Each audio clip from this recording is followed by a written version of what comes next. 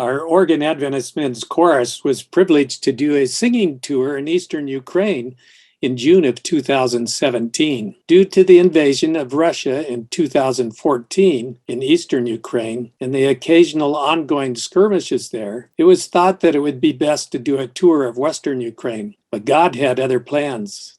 Лев Вертило. The local conference president, who had extended the original invitation, was living in Donetsk at the time and convinced us that the people who were living in eastern Ukraine were the ones that needed the spiritual encouragement the most.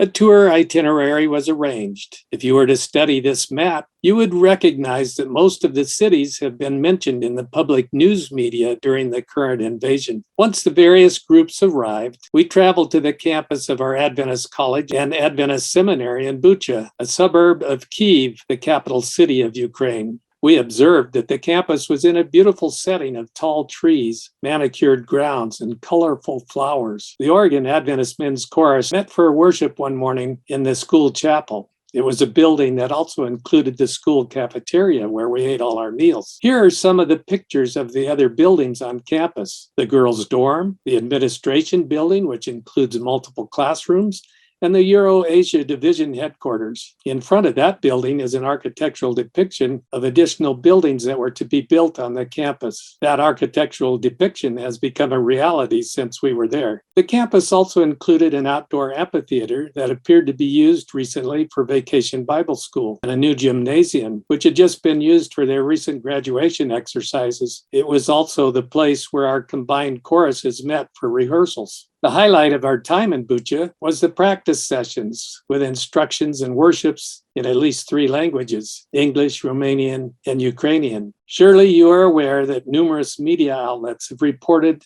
the brutal civilian killings and atrocities committed in Bucha. So how has the campus and its occupants fared? What do we know at this time? We know that about 240 internally displaced persons, mostly women and children, were being sheltered at the Adventist University in Bucha in March. Students and displaced persons were later evacuated from the university before a massive attack. Pastor Victor Begas, who was our transportation coordinator in Ukraine, was severely physically assaulted by Russian soldiers while negotiating with them for an opportunity to evacuate a bus with people from Bucha. He sustained serious injuries to his leg. We pray for his healing. A number of bombs landed and exploded on the college's campus, but all the buildings basically remained intact except for broken windows, doors, and roof damage. Other educational leaders revealed more details. Almost all of the furniture was left, such as desks, chairs, whiteboards, etc. But looting with traces of hooliganism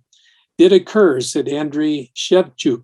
Computer screens were broken, and cars that were on campus had their tires punctured and their windows smashed. Although all of these students were safely evacuated from Bucha, not all of them could leave the country. Due to martial law, men aged 18 to 60 had to remain in Ukraine. About 30 of male theology students are at an Adventist youth center in the western part of Ukraine because they couldn't leave. There they take care of 97 internally displaced orphans and study when they can. So the Bucha campus may reopen by September 2022, provided there are sufficient resources to make needed repairs and it's safe to return to Bucha. Landmines must be cleared and water and electricity still needs to be restored to the community. We are sincerely grateful to all of those supporting Ukraine during these tough times, says President Shevchuk. We are praying for your families so that God will pay you back and bless you abundantly for your benevolent needs of mercy. What a welcome the chorus received as we arrived at the little 35-member church in Mariupol. The church had purchased an old Jewish synagogue and had remodeled an addition. The tiny kitchen was a hub of activity as serving stations were set up in the sanctuary to serve their guests. Some of the food had to be prepared outside. They had a terraced garden area for flowers and a large vegetable garden they put to good use. Though the congregation was greatly concerned about how they could advertise and fill a large concert hall with people, they proudly displayed posters of the men's chorus concert and an upcoming evangelistic series celebrating the 500th anniversary of the Protestant Reformation.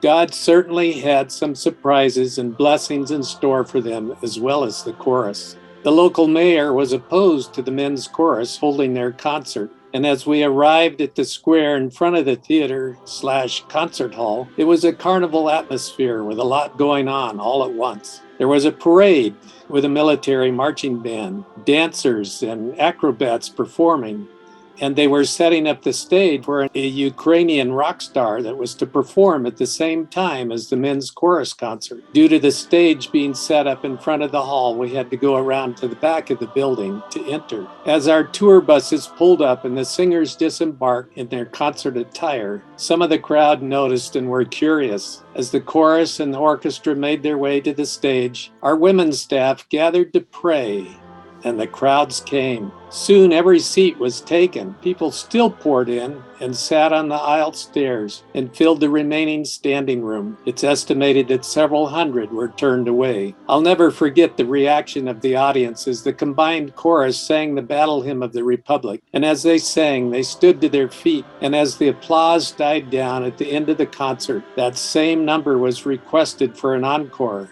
And the crowd shouted, "Sing it again, sing it again." Again, the audience stood, and this time sang with us. Several in the front rows were waving Ukrainian flags. We had to wonder who was more blessed, the 35-member church, the audience, or the chorus. Mariupol has been one of the most reported on cities during the conflict. We have received several pictures of what's left of the church there, and I can't help but wonder what has happened to the congregation. Ukrainian officials say that more than 80% of Mariupol's buildings have been damaged. Ivan Bolosiuk, an Adventist church member who lived in Mariupol, managed to escape the city in March. Mariupol has become a cemetery, he said. It hurts to talk about it. Bolosiuk said that people were buried in graves near houses, sometimes without even a proper burial, just sprinkled with earth. Ukrainian officials allege that more than 20,000 people in the city have died during the assault. Lev, the East Dnieper Conference president and director of the Ukrainians men's chorus we toured with, and the good people who serve with him have prepared a video report. Our offering today will go to support their conference center for evacuation and placement of displaced people in Dnieper or Dnipro, depending on whether you use the Russian or the Ukrainian pronunciation. The morning of February 24, 2022 started very early. Around 5 to 6 a.m., we heard sounds of explosions. We first thought it was military training. However, the sound of explosions did not stop. We realized that something very serious was going on. I prayed that morning, "Lord, what should I do?" First of all, I began to think, what will we need when people begin to arrive here? We needed to have the most basic things. As Jesus said, to provide food, clothing, and shelter, to prepare space where a person can stay for a night. That same day, the first people began to arrive at our sanitarium. The first group of 30 people came from the town of Volnovakha. The city of Dnieper, where the center of the Dnieper Conference is located, was not attacked, so we immediately established the hub for all our humanitarian work for the entire conference there. When we started our work, we only had the equivalent of about $34. We had absolutely no money. Pastors in personal vehicles were evacuating church members. We were helping people to board our evacuation vehicles. We brought old mattresses from the storage and placed them on the floor. Later, when we received money, we were able to buy new mattresses. Immediately, I posted on the Facebook page the information about our needs and sent letters to all our friends that I knew abroad, asking if anyone wants to join us in helping people. Within 24 hours, we were able to purchase mattresses, blankets, pillows, and bedding for 90 people. Now we even have bunk beds. We are providing 3 meals for all people who are staying in our shelter. Thus, we were able to help more than 1,000 people, hosting them here. Every day was a step of faith. We were planning. We were promising people that we will be able to help them even when we had no money yet. We began to realize that we need a storage space for supplies. We found a warehouse that very quickly was not sufficient for us to store supplies and clothing. It would not be suitable available for people to individually select what they need. We found another warehouse. Now we have 3 warehouses and are planning to get the 4th warehouse to store necessities and clothing for civilians. Most of the volunteers that work here are people who evacuated to us from the Luhansk region where severe military hostilities were going on. From the first day, our refugees began to help us. Our refugee ladies, Svetlana, Miss Olina, decided to help us. They said, "We would love to help with any work in the kitchen." Up until today, both of them are cooking 3 meals daily from very early in the morning until late at night. We don't have a boss, but we all understand what needs to be done. Everyone knows what their role is. We had so many days when we spent all our money and only 30 cents US were left on our account. We knew that in a couple of hours we would need to make a large purchase of groceries, hygiene items, and would need money to do that. Just in time, we would receive donations on our bank account to make those purchases. We were receiving letters from people whom we never met saying, "We found out that you are doing humanitarian work for displaced people, and we would like to help." We were receiving donations for the exact amount that we needed for that day. Thanks to donations from abroad and local church members, God has blessed us, and we were able to organize a successful humanitarian ministry. If we count all whom we have provided shelter and food for, it would be 2,500 to 3,500 people.